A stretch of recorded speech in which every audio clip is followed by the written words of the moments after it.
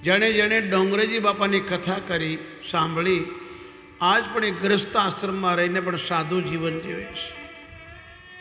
આજ પણ યુટ્યુબમાં ડોંગરેજી બાપાની કથા સાંભળજો. આવો કોઈ કથાકાર થયો નથી, થશે નહીં.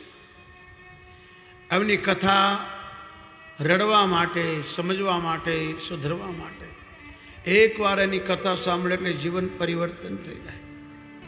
એમનું ભજન એવું હતું, 3:30 વાગે ઉઠી જવું, ધ્યાન કરવું 1 કલાક, નાહી ધોઈને 3 કલાક માળા કરવી, 1 કલાક યજ્ઞ કરવું, 2 કલાક પાઠ કરવા, પછી કથામાં આવતા.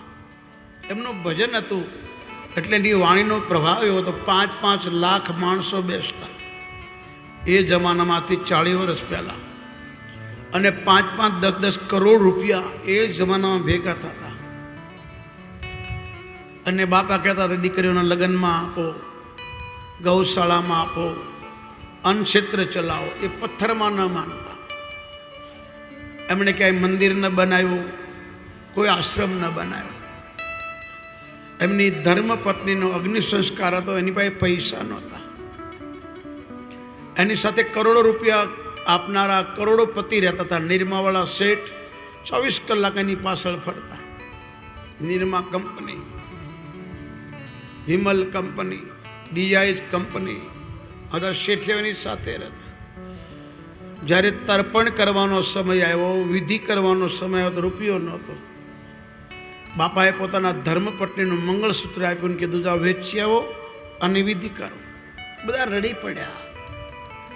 જે 5-5, 10-10 કરોડ રૂપિયા ભેગા કરી દે, એમના ધર્મપત્નીના અગ્નિ સંસ્કાર ટાઈમે એમની પાસે રૂપિયો નહોતો. આવા મહાપુરુષોને બધા યાદ કરે છે. રૂપિયાવાળા કીડો મકોડાની ઘોડે મરે છે, કોઈ યાદ નથી કરતા.